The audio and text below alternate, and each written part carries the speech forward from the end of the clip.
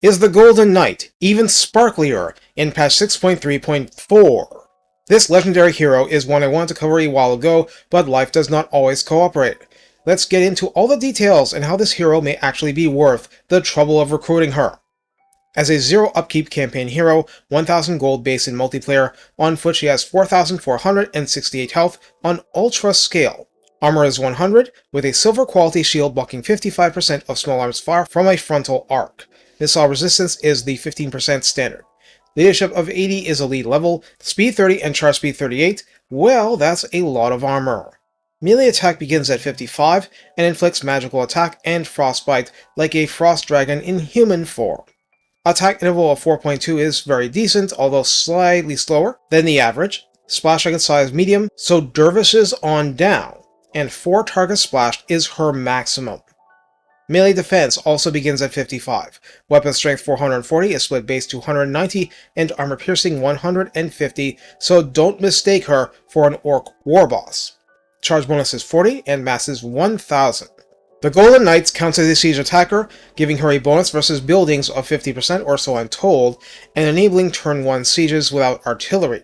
She is immune to psychology, and has the popular By Our Blood passive. On a warhorse, her gold value rises to 1200, health to 5062. Armor rises to 130, preserving the silver grade shield. Speed shoots up to 78, and charge speed to 108. Charge bonus is 65 now, and mass is 1500. There are no other changes. On horseback, she gains 2 traits, Causes Fear and Glorious Charge, making her charge bonus last twice as long and inflicting flank or rear morale penalties even when charging from the front, hopefully not against a charge reflection unit. You'll see why the charges matter a lot as we go. As an embedded hero, she is a training hero, adding to the XP gained by your units by a percentage that increases with up to 3 pips. The map passive is Cleanse Corruption. Agent actions are Assault Garrison, Wound, and Assault units, 2 of the Holy Trinity, and Specialist reduces the cost of such actions. This lady has a lot of skill context unique to her. Right away, she can put 1 pip into Heroic Resilience, which gives her plus 8 leadership and plus 14 melee defense when under 50% health. At rank 7, Urson's Protection is a standard plus 10% missile resistance buff. At rank 12, Loyal Guardian gives the Lord with her army plus 20% experience gain and plus 10% casualty replenishment, so healing upon turn end if healing is possible. Of the 2 lines available with no rank requirement, so from rank 2 onward. Shield of the Motherland for 1 pip grants armor plus 10 to the entire army, enemy hero success chance minus 15%, and ambush defense chance plus 25% for her army. Enchanted armor grants the Golden Knight ward save 5% and adds 5% to her army's lord 2. Consecrated grants 10% spell resistance to her and 10% spell cooldown reduction to her lord, so that's good for a spellcaster lord, like Kataryn. Personal Bodyguard gives her plus 5 melee defense and plus 5 to the Lord 2. Vigorous Drill makes the Golden Knight the Lord's personal fitness coach, 1 pip for 33% less fatigue buildup, 2 for 66% less, plus Ultra! Zarina's Guardian is a buffed up Guardian ability, offering friendly lords and heroes and 35 meters physical resistance plus 20% and immunity to flanking, so they are now honorary Bastiladons, or Beasts of Nurgle. Congrats! For the Champion of Kislev line, more of a mainline combat set. That skill adds plus 5 melee attack to the knight when attacking as an army, and gives her personal leadership aura plus 5 effect without such conditions.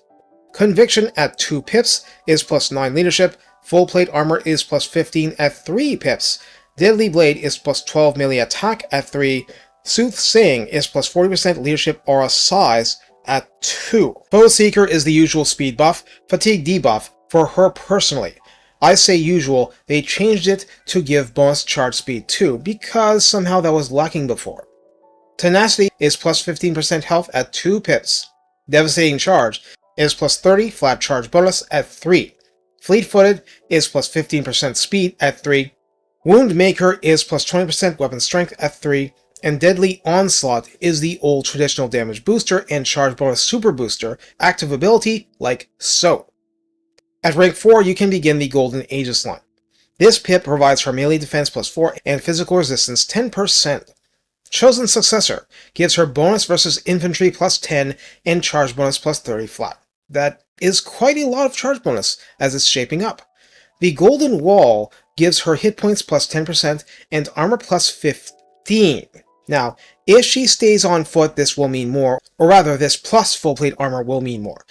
Getting her above base steam tank value will have diminishing returns. Blood of Leysa gives plus 35% to leadership aura size, which is nice, and minus 25% to the cooldown for Ursin's Claw, which is linked to a legendary item, so we'll get back to this soon enough.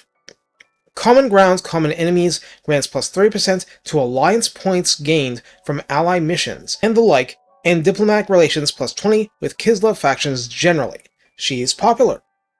Kislev United grants plus 1 to Ice Court and Orthodoxy support per turn, and grants the full-time passive in battle of the same name, 35-meter radius, stealth, and allies get leadership plus 8 and melee attack plus 8, which is quite a boon. At rank 6, you can start the March of the Tsarina line. This grants the Golden Knight the rally ability like the Lord Redline skill 1, and grants speed 5% to Ice Guard and Tsar Guard units. One pip in Unmatched in the Oblasts grants Ice Guard in her army only plus 3 melee attack and plus 8% weapon strength. 2 pips, the maximum, grants melee attack plus 6 and weapon strength plus 15% for the same. Learn from the Best grants unit experience gain plus 12% for Ice Guard and Tsar Guard at 1 pip, plus 25% at 2. This is supercharging the training bonus she herself gives. Ceremonial Adornment is armor plus 10 and melee defense plus 3 for Tsar Guard at 1 pip, plus 20 armor and plus 6 MD at 2. Unyielding Kinship has only 1 pip, providing plus 10% missile resistance and plus 10% spell resistance for the entire army. They only just changed spell resistance for Ice Guard from 15% to 35% base. At least it was new when I wrote this script. The final pip here is Stand Your Ground, just like a Lord Redline skill, replacing Rally and providing plus 16 leadership and melee defense plus 24 to friendlies in a 35-meter radius. Now, we finally go to the legendary items. Totem of Ursus grants minus 30% attrition from all sources, minus 10% fatigue buildup in her army, and the passive of the same name, all it does is provides silence in a 35-meter radius on enemies. It removes magical attack like a Lamassu in the process. Golden Wafers provides minus 4 corruption local province, and for her, ward save 5% and spell resistance plus 10%. Nice! Ursin's Claw enables magical attacks, grants weapon strength plus 12%, bonus versus infantry plus 10, and I was wondering where that was hiding. And Ursin's Claw as an active ability for 17 seconds, base and AP weapon damage plus 50%, and each hit applies Frozen, a contact effect rendering enemies immobile for 6 seconds, which is good for whacking them more, or shooting them with Streltsy. Cooldown is 120 seconds, but that's minus 25% with one of the texts from earlier. So yeah, there was so much in this script, I omitted 2 things, let's fix that. First, there actually isn't a set bonus for the Golden Knight, so that must have looked like excess. Good to know. Second, her background trait is the Tsarina's Guardian, yes, like the passive from earlier, but this trait gives Diplomacy plus 10 with Kislev race factions, plus 1 recruit rank for Tsar Guard in own army, and plus 5% spell resistance for her own army, which stacks with other sources already mentioned. So, how do we use Nariska Leysa, the Golden Knight? There's so much here. Clearly they wanted the real challenge to be lasting long enough as Kislev to recruit her in the first place.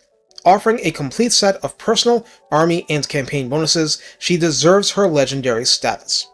She becomes a hard-charging single entity on horseback, gets bonus versus infantry of a combined 20, and just a crazy amount of support and durability. Her crippling weakness, such as it is, comes from being base damage tilted, and therefore her output will forever be restrained by that because of her legendary items crowding out help for it. Still, plus 50% burst damage is a ton, and even if it's slapping a Hydra around, Frozen is going to make ending a lot of big targets a lot easier, since against a Hydra, she's not obstructing anyone. She will eventually sort out most infantry by herself. It's the single-entity monsters she'll need lots of help with. And that is the sum total of negatives I have to say. She's stupidly good. Single-handedly provides the blocking power Kislev armies would love to have, a la Thanes for dwarfs, and just plain makes her chosen army your instant candidate for the greatest in your force. I mean, even if it's Katarine, marry her to your legendary lord and never look back, right? We're not judging. And more to the point, silenced! This girl is the epitome of a goon squad leader for Kislev, erasing not just actual spells, but active abilities not yet running, and physical resistance, if anything you have is using it, like lords benefiting from her guardian skill, does a better job in her presence. That's a nasty surprise against a lot of chaos forces. Make the most of it. Take care and have fun competing with Karanak for the best shutdown melee character around.